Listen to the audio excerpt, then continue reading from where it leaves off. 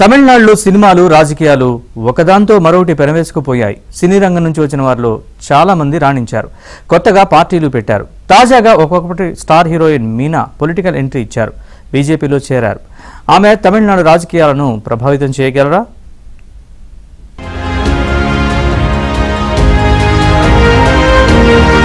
తమిళనాడు రాజకీయాలను ప్రత్యక్షంగానూ పరోక్షంగానూ సినీ గ్లామరే డామినేట్ చేస్తోంది. సినీ రంగంలో నుంచి వచ్చిన ఎంజీఆర్, కరుణానిధి, జయలలిత లాంటి వారు సీఎంలు అయ్యి తమదైన ముద్ర వేశారు. విజయ్, కమల్ హాసన్ లాంటి వారు పార్టీలు పెట్టారు. దక్షిణాదిని తన అందం, అభినయంతో ఒక్క ఊపూపిన మీనా బీజేపీలో చేరనున్నారు. 4 దశాబ్దాల కెరీర్లో ఎన్నో విలక్షణ పాత్రలు పోషించారు.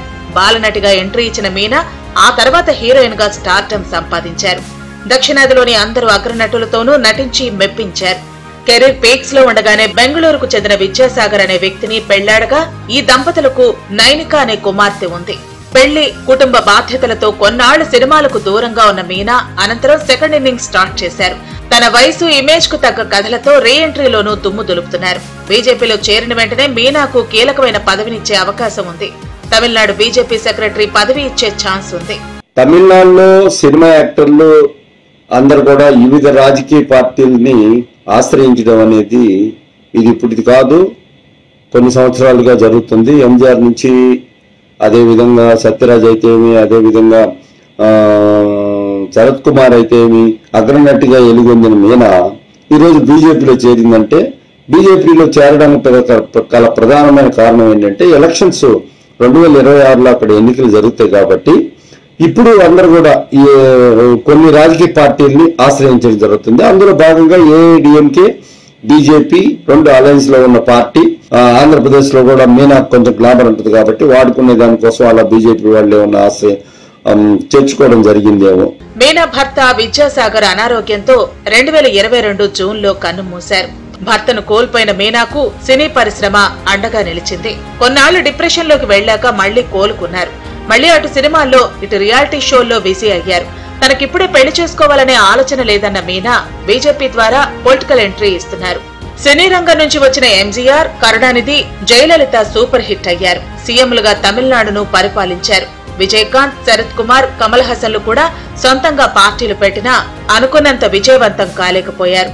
దళపతి విజయ్ ఇటీవలే టీవీకే పార్టీ స్థాపించి వచ్చే ఏడాది జరగనున్న తమిళనాడు ఎన్నికల్లో బరిలో దిగనున్నారు. ఎన్నికల నాటికి తమిళ సినీ పరిశ్రమకు చెందిన కొందరు స్టార్స్ ప్రధాన పార్టీల అభ్యర్థులుగా బరిలో దిగే అవకాశాలు లేకపోలేదు. మీనాకు తమిళనాడులో మంచి ఫాలోయింగే ఉంది.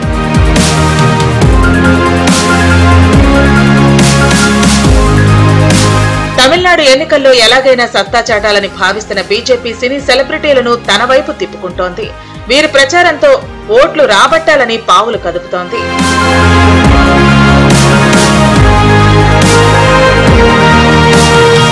తమిళనాడుకు చెందిన కేంద్ర మంత్రి ఎల్ మురుగన్ ఇంట్లో ఇటీవల జరిగిన ఫంక్షన్ కు కేంద్ర మంత్రి నిర్మలా సీతారామన్, మాజీ governor Tamilisai Soundararajan, Maharashtra governor CP Radhakrishnan, Tamil Nadu BJP మాజీ అధ్యక్షుడు అన్నామలై, బీజేపీ మహిళా నేత వనతి శ్రీనివాసన్ హాజరయ్యారు. వీళ్లతో పాటు సినీ నటి మీనా కూడా ఈ ఫంక్షన్ కు అటెండ్ అయ్యారు. అంటే మీనాకు మంచి ప్రాధాన్యత లభించింది. మురుగన్ కుటుంబంతో మీనాకు సాన్నిహిత్యం ఉంది. ఢిల్లీ వెళ్లి ఉపరాష్ట్రపతి జగదీప్ ధన్కర్ తోనూ భేటీ అయ్యారు.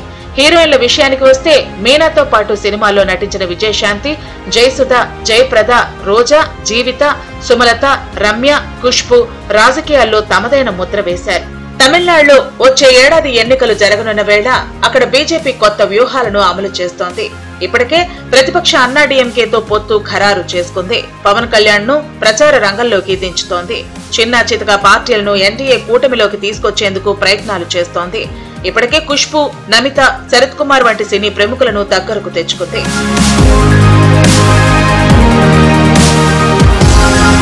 ఇంకా ఏడాదికి పైగా సమయం ఉన్నా తమిళనాడులో అప్పుడే ఎన్నికల సందడి నెలకొంది. గతేడాది జరిగిన లోక్సభ ఎన్నికల్లో మొత్తం 39 సీట్లకు గాను 39 సీట్లు డీఎంకే నేతృత్వంలోని ఇండీ కూటమే గెలుచుకుంది. దీంతో స్టాలిన్ కు ధైర్యం పెరిగింది. 2014లో కన్యాకుమారి లోక్సభ స్థానంలో బీజేపీ గెలిచింది. 2019, 24లో కనీసం బోణి కొట్టలేకపోయింది. ఇటీవలి పార్లమెంటు ఎన్నికల్లో బీజేపీకి 10% ఓట్లు రావడంతో కాషాయ శ్రేణుల్లో ఆశలు చిగురించాయి.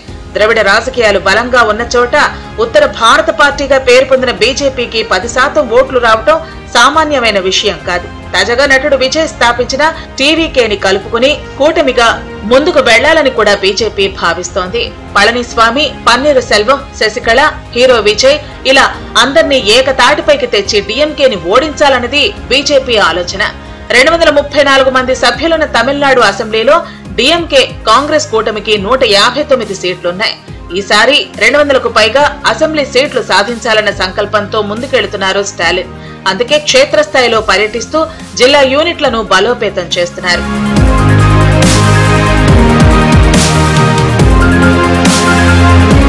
తమిళనాడులో అన్ని పార్టీలు ఎన్నికలకు ముందే పొత్తులు పెట్టుకుంటాయి. కాంగ్రెస్, కమ్యూనిస్టు పార్టీలు వీసీకేతో కలిసి డీఎంకే పొత్తు చాలా బలంగా ఉంది.